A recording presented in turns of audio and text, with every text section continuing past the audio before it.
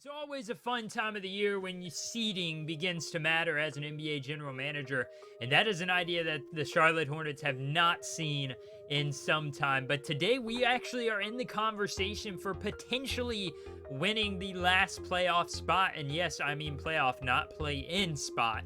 We have a chance to jump the Raptors and Pacers if we get a little bit lucky. We've got a head-to-head matchup with the Pacers. If we can win that, we got a really good chance with them. However, the damage is going to need to be done with the Raptors. We're going to have to win simulated the last few games of the season and hope that the Raptors lose a couple of games, because I really like the way we match up against the Philadelphia 76ers roster, and I would love to have a win in the playoffs in year one. But in order to get that, we've got to get a win today here in Charlotte. Tyrese Halliburton gets things started with a three. He is not known as a great shooter, but he can definitely create, and he can definitely hit those shots whenever you want him or need him to the most. LaMelo starting the day, and one through the contact. Siakam re-signed this past offseason with the Pacers after a little bit of doubt. He ended up coming back after the Pacers traded for him at the trade deadline a year ago. LaMelo has the first three for the Hornets. Now he's looking to get another basket. This one's going to go up and over. One of the better rim protectors in the NBA. LaMelo shows Miles Turner that he cannot reject that little left-handed floater, hook shot, whatever you would call that. We've got an early tie here, 5-5. Stephon Cassell getting one of his first starts of the year. Trey Mann is out day-to-day as LaMelo once again through the contact. He's got the first 7 for the Hornets. He is on fire. 3 for 3. Not a single other stat on the board yet for Melo, but that is no problem for head coach Kevin Ollie if he's going to have a guy dropping the first 7 points now. Tyrese Halliburton with the ball, getting it outside. A great passer. He's going to go to Nesmith. Nesmith, tough runner. That one's good. Both teams coming out firing on all cylinders. Miles Turner now gets blocked on the little lob attempt. The lob layup. Stephon Cassell down to Bridges, running the fast break. Nobody ran with him. That was a good job. Not often do you see a team able to outrun the Pacers, but the Hornets right here doing it again. Stephon Cassell up in showtime, and Charlotte. What a dunk from the rookie as he is showing his impact early in this one. Great defensive play. He just has a knack for getting to the spot before the offensive player can, and he is able to get there, rip the ball away, and get a fast break slam. Halliburton looking to respond, hits the three. That one's a big one. Kind of steadying the game there for the Pacers, now 15-12. This one's deflected away. Miller going to Cassell. Another dunk from Cassell. Oh my! That one all over Andrew Nembhard, as he didn't even stand a chance. By the time Cassell was up in the air throwing it down, Nembhard was putting his hands in the air to stop him. Not much he was going to be able to do there against Cassell. The Pacers, though, sticking around in this one early, only down by 5. Now Mathurin gets it in a tough spot, able to work his way underneath. Impressive footwork there on the baseline. He is able to get that layup to go now. Mathurin gets it in the corner again. Mathurin, this one, again, he goes the opposite direction. So Brandon Miller having a little bit of difficulty guarding Mathurin. TJ McConnell's mid-range jumper is not going to fall. That one is not down for McConnell. He's usually a mid-range maestro. Bridges is going to be backing down McConnell out to the corner. Miller looking for the first 3 of the night for the Hornets, and that one falls. They have struggled as of late shooting the 3, and that one is a much needed 3-point shot. Miller late in the quarter looking for another one. Nick Richards can't get it to fall off the putback. 24-22. Nesmith kicks it out. Jarris Walker can't get it to go. He had a good look at it, and that is going to be the end of the first, as Cody Martin's half-court attempt is no good. It's after the buzzer anyways. But we're going to start out up 24-23 as LaMelo misses the little runner, and he gets it back, kicks it to Cody Martin, who slams it with one hand. Melo with the quick hands after a board, and just like that, The Hornets continue to attack the paint. They're struggling from the perimeter, but they've been able to stay ahead in this one with this paint offense. The Pacers cannot defend the rim. McConnell kicks it, little shovel pass to Walker. Young power forward there took over Obi Toppin's spot. He was just a cheaper option for the Pacers. We see LaMelo miss again from deep. He has not hit one yet. And the Pacers defense is starting to look good. Tyrese Halliburton backing down Grant Williams. So we've got Melo, Cassell, Williams, Martin, and Williams as well at the center position. That one's no good from Isaiah Jackson. Cassell driving on Nembhard. Can't get it to go. Gets his board back, though. Good job by Stephon Cassell trying to get in position there. Now LaMelo trying to kick it down. No one's open. Shot clock is going down to 4. Martin struggling with it. LaMelo settling. This one can't fall. Both teams in a bit of a drought here. 27-27. LaMelo pokes it free. Ball kicks it ahead to Grant Williams. He's going to go up for the easy 2 in transition. That is a good way to get your offense going. Mark Williams misses another steal opportunity, and the Pacers respond right back. So both teams had their struggles, but now it looks like they're going to get going here about midway through the second. LaMelo pump fake, settles for the pass, and an easy dunk for Mark Williams. Great job by Melo with the hesitation. It just draws Miles Turner out just enough to get the easy pass, but Mathurin responds with a 3 of his own. He has been the sole steady hand for this Pacers offense. Siakam misses it, somehow gets his own rebound. Mathurin can't get that one to fall. Thank goodness, he has been on fire. And that would have been a bad 3 there. Melo settling in transition. And you just have to breathe a sigh of relief that he can finally get one to fall. He has not shot well from 3 tonight. Despite the 3-point woes as Nembhard lets it fly. And the Pacers shooting a lights out from the perimeter. Despite the 3-point woes from the Hornets, you've got to feel good being down by 2. I was going to say 4. But Miles Bridges, great change of direction now as Pascal Siakam ahead of the pack. And that one is about as easy as it'll get. Kevin Ollie calls a timeout. The Hornets, though, go on a bit of a run, up by 2 now. Late in the second quarter, they're also in the bonus. Mathurin contested 3 is good.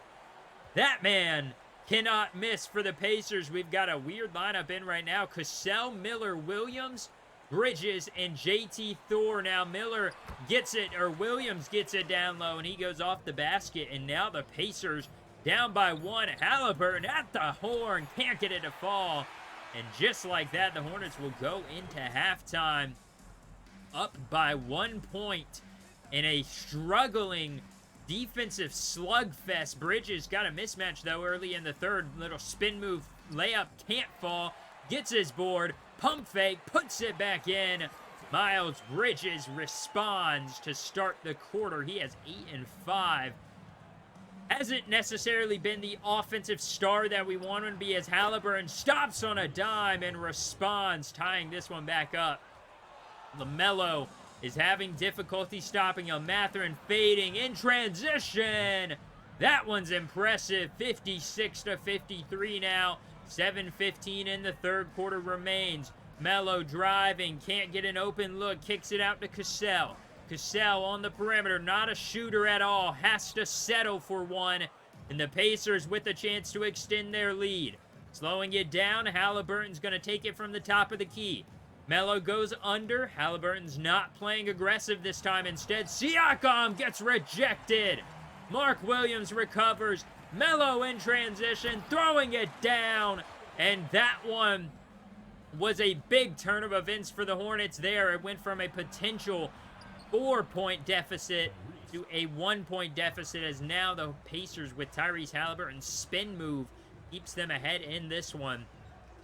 Halliburton being guarded by Brandon Miller this time. Halliburton 3, no good. They're only up by 1, so Nick Richards going to go to Miller. Miller catches, fires, hits the 3. And the Hornets finally hoping for some consistency from the 3-point line. It has been putrid, to say the least now, as they have not been able to shoot well. Shooting an abysmal 21% so far. Brandon Miller catching fire. Can he hit this one? Yes, he does.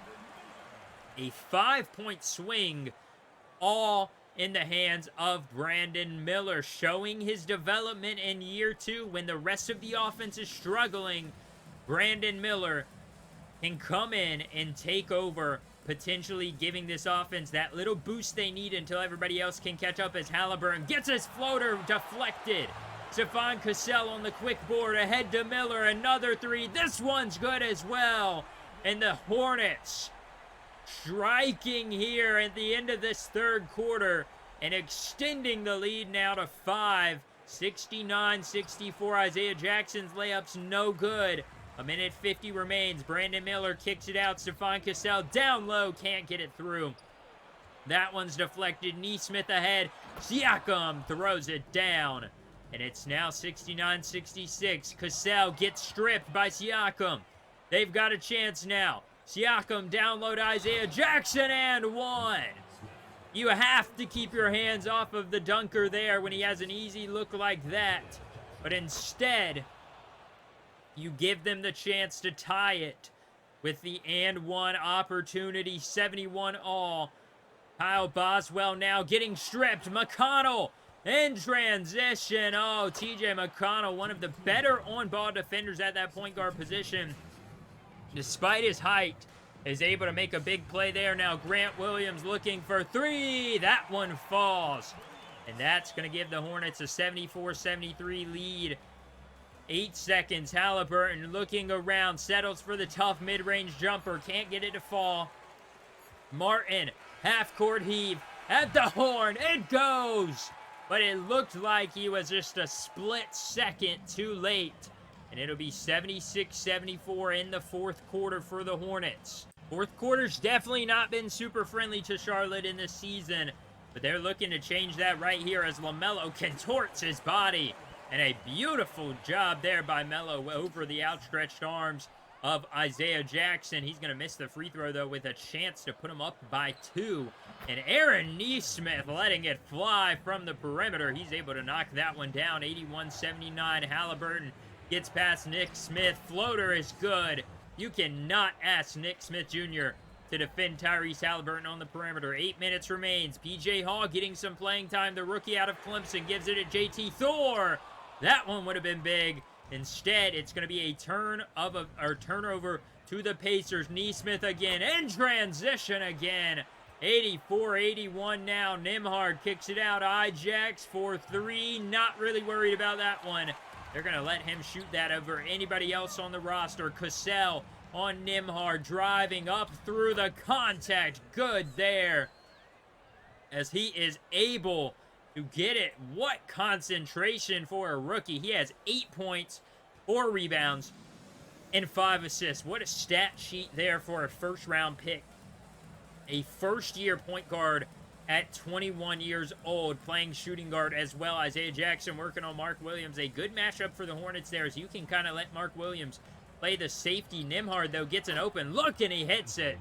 Pacers do not seem to miss here in this second half. They have just had an answer for everything that Charlotte can throw at him. Stephon Cassell, beautiful first crossover. Gets it down to Williams. Mismatch, easy running layup. He has a double-double, 12 and 13 on the night, and another assist for the rookie, who shows time and time again that he has the ability to play very unselfishly. Down by 3 now, 88-85. Brandon Miller kicks it to Melo, wide open, corner 3 falls.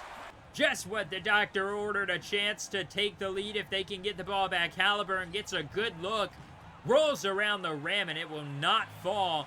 Instead, Melo in transition wanted to pull that. You know he wanted to pull that 3 immediately, but he did not get a good look at the rim. Instead, they're going to run the offense. Melo, crossover. Halliburton's lost. Another 3 is good. LaMelo catching fire at the right time. He barely was able to hit a 3 in the first half. I think it was 1 of 6 as Miles Turner gives the Pacers their lead back now, 93-92. Halliburton driving on Cassell. Mid-range jumper won't go. Turner rebound, up and in. A minute 47 left. The Pacers regain a 1-point lead. Melo driving, gonna throw it down. What a dunk and what a show by Melo. Bam!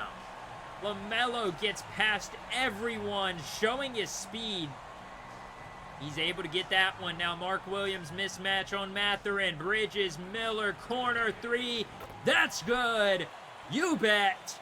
Brandon Miller keeping this offense alive in the third, and he is responding with a clutch performance in the fourth as they need a dagger here. 98-96. Melo, you've got to expect him or Miller to be the one taking the shot. Isolation for Melo. No, they're going to go to Miller on the outside. He's being guarded by Mathurin. Miller screen. Siakam down low. Miller's three is good. He holds the celebration down in front of Benedict Mathurin. And the Pacers are watching this game go slipping out of their grasp. Siakam, good look. Can't hit it. Now they're trying to play the foul game.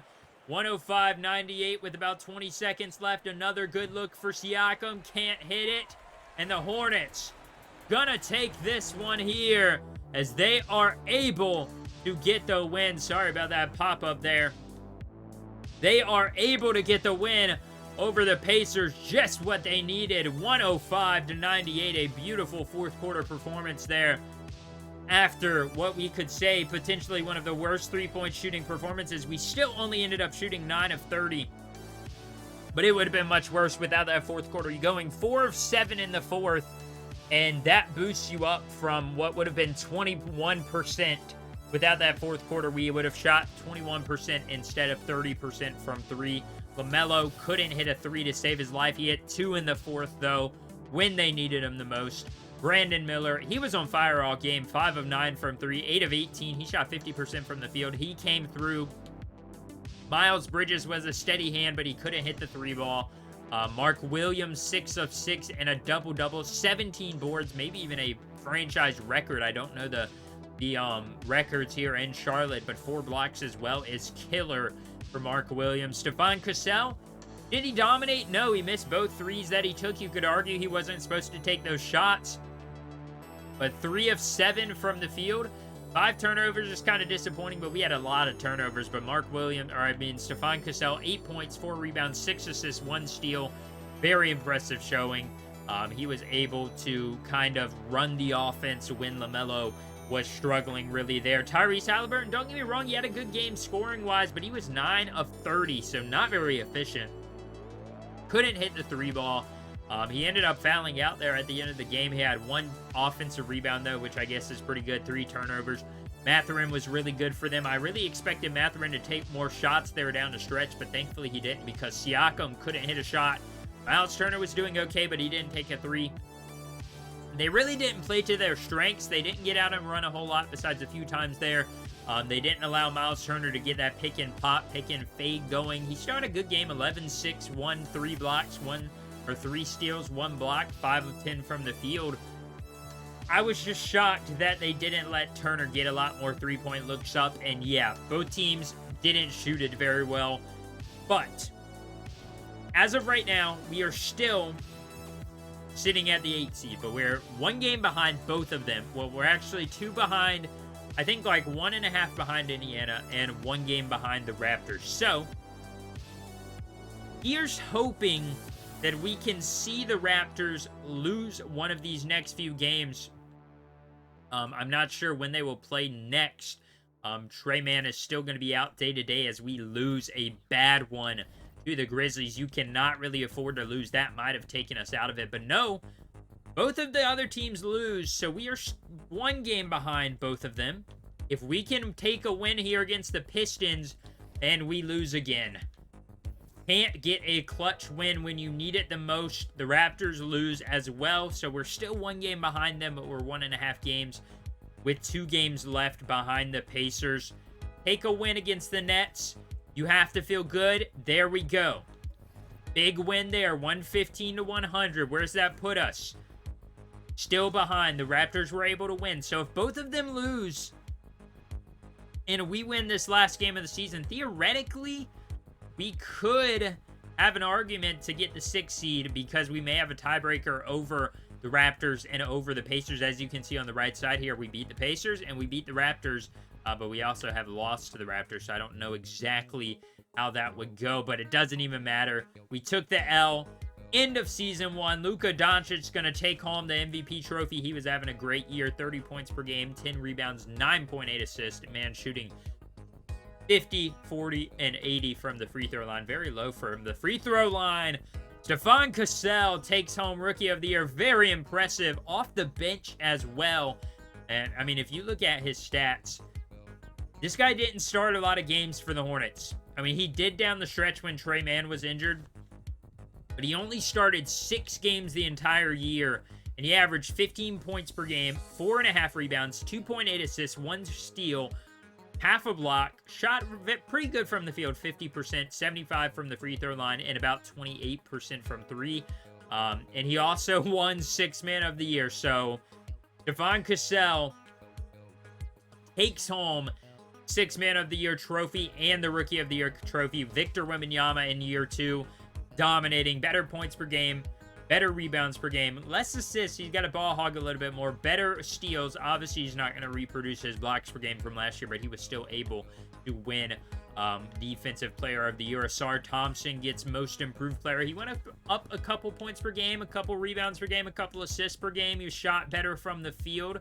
Actually, shot worse from the field, but shot a little bit better from 3, shot a little bit better from the free throw line. I'm assuming he just got a lot more starts. Yeah, he got a whole lot more starts compared to last year. Clutch Player of the Year goes to Jalen Brunson for the New York Knicks, averaging 33.5 points. Not shooting the greatest, as we see Mark Daigneault for the Thunder win 61 games and Coach of the Year. Same thing goes for Executive of the Year. Goes to the Oklahoma City Thunder. General Manager, all NBA teams. Doubt we're going to have anybody, but I'm interested to see if Melo could maybe slip into that 3rd team. Luka, Jokic, Shai Gilgeous-Alexander, Giannis, and Ja Morant on the 1st team. Then we got Tyrese Haliburton, Victor Wembanyama, Devin Booker, Jalen Brunson, and Trae Young. 3rd team, hey, we do see Melo there with Anthony Edwards, 2 fellow draft mates, I guess you could say. Joel Embiid, Dame Dalla, and Darius Garland. All defensive team. You've got Shea, Luka, Evan Mobley, Giannis, and Wemby.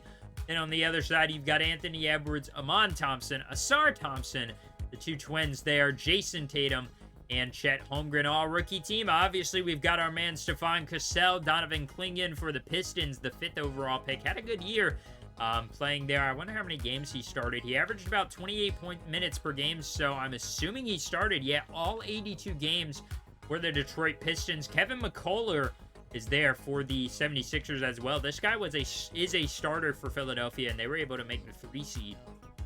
Alexander Sarr had a good year for the Hawks. It looks like Zach Edey.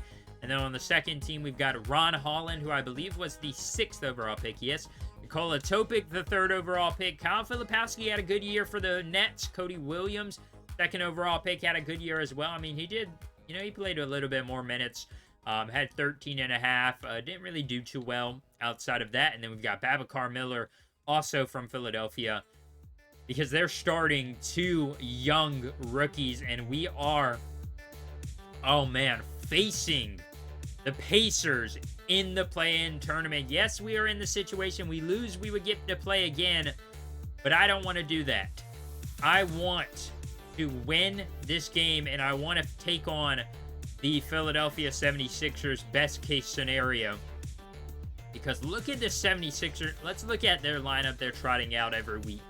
This is the lineup the 76ers are trotting out, and I seriously think we could, at minimum, take it to 7 games. They've got Maxey, which is going to be really tough. He's going to be cooking Melo because Melo cannot guard a young, or those shifty, quick guards like Maxey, Morant, Brunson, all of them. But then they've got McCullough on the shooting guard position. Best guy there at a 75 overall.